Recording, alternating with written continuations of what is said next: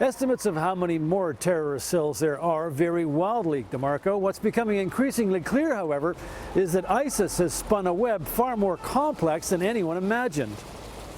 Allen, a couple of questions. How difficult is it for authorities to track the vast scattered terror network there?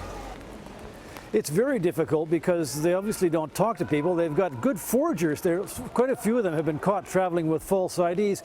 And also remember that they're not necessarily radicalized in Syria and then sent here. A lot of them have been radicalized in prison. They were petty criminals. They're also being radicalized in mosques and in their own neighborhoods. And remember that they're living in their own neighborhoods, so people don't even really notice what's happening to them.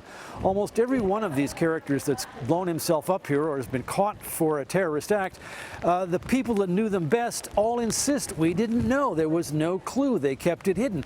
A couple of them were even drinking and running nightclubs and smoking dope before they committed their acts of terrorism. Not the kind of things you'd expect a jihadi to do. So in the police defense, it's very difficult to crack these people. They live in isolated communities, isolated at least by language and culture. It's very hard to track them down, DeMarco. Allen, how do people feel about the way that the Belgian government has handled this so far?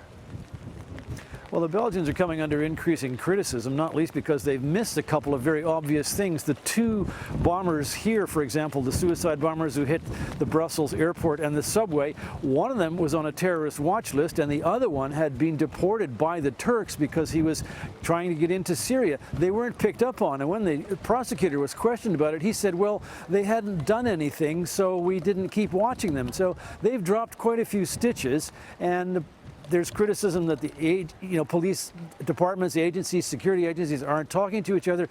That's not just a Belgian problem, however, that's now Europe-wide, and they're working very hard to rectify that. All right, fine reporting there. Allen Pizzey, thank you.